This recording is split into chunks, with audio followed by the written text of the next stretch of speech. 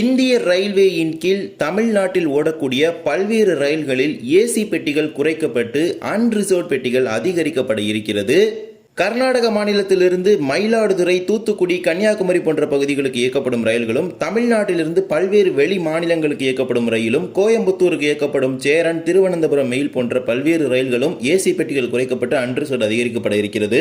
இன்றைய தினம் இதை பற்றி தான் இந்த ஒரு வீடியோ டீடைல்டா பார்க்க போறோம். சேனலுக்கு யாராவது புதுசாக வந்தீங்கன்னா மறக்காம சப்ஸ்கிரைப் பண்ணிட்டு பக்கத்துல இருக்க பெல் ஐகானை போட்டுருங்க. அப்பதான் நான் போடுற ஒவ்வொரு வீடியோட நோட்டிபிகேஷன் உங்களுக்கு உடனுக்குடன் வரும். வாங்க வீடியோக்குள்ள போகலாம்.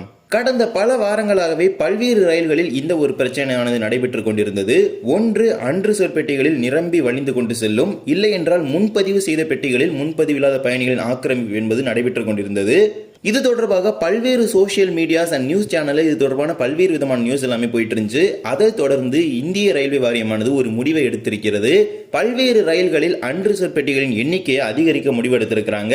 ரிசர்வேஷன் பெட்டிகளுக்குள்ள அன்ரிசர்வ் பயணிகளை அனுமதிக்க கூடாது அப்படிங்கிற ஒரு புதிய விதிமுறையை இந்திய ரயில்வேயானது வகுத்திருக்கும் நிலையில இந்த ஒரு புதிய மாற்றத்தையும் இந்திய ரயில்வேயானது கொண்டு வர இருக்கின்றது. பல்வேறு ரயில்களில் ஏசி பெட்டிகளை குறைத்துவிட்டு அதற்கு பதிலாக அன்ரிசர்வ் பெட்டிகளை அதிகரிப்பது என முடிவெடுத்திருக்கிறாங்க.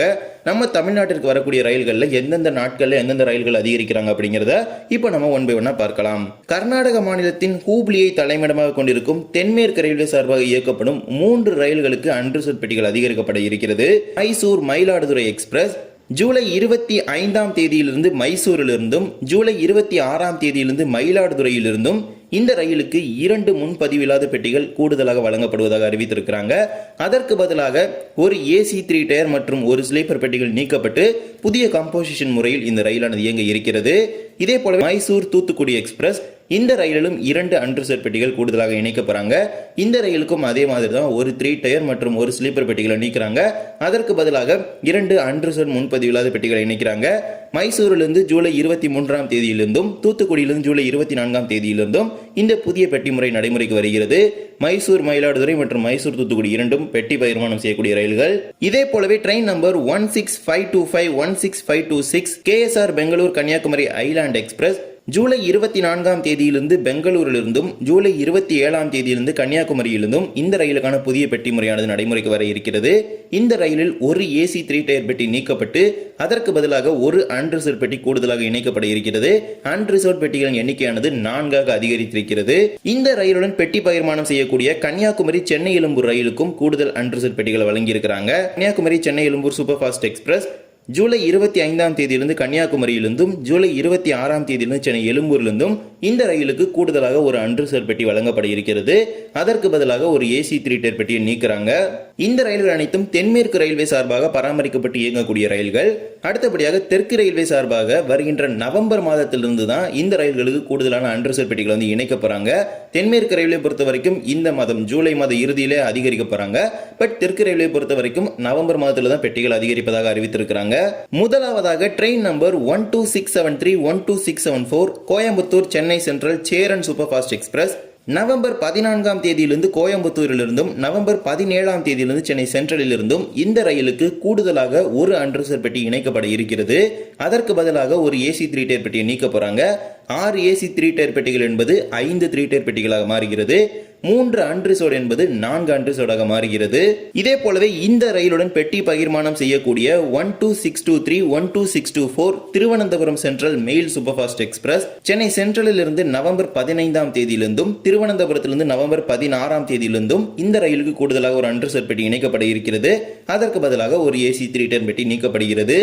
இதே போலவே train number 12669, 12670 Chennai central Chopra Ganga Kaveri express இந்த ரயிலை பொறுத்த வரைக்கும் 2 3 டயர் பெட்டிகளை நீக்கிவிட்டு 2 அன்ரிசர்வ் பெட்டிகளை இந்த ரயிலில் இணைக்க போறாங்க. சென்னை சென்ட்ரலில் இருந்து நவம்பர் 18ஆம் தேதியிலிருந்தும், சாப்ராவிலிருந்து நவம்பர் 20ஆம் தேதியிலிருந்தும் இந்த ரயிலுக்கு 2 அன்ரிசர்வ் பெட்டிகள் அதிகரிக்கப்படுகிறது. இதே போலவே train number 12691, 12692 Chennai Central Shimoga Town super fast express இந்த ரயிலும் கங்கா காவேரி ரயிலும் பெட்டி பகிர்மானம் செய்யக்கூடிய ரயில்கள். இந்த ரயிலை பொறுத்த வரைக்கும் சென்னை சென்ட்ரலில் இருந்து நவம்பர் 15ஆம் தேதியிலிருந்தும், ஷிமோகாவிலிருந்து நவம்பர் 16ஆம் தேதியிலிருந்தும் இந்த ரயிலுக்கு கூடுதலாக 2 அன்ரிசர்வ் பெட்டிகள் இணைக்கப்பட இருக்கிறது.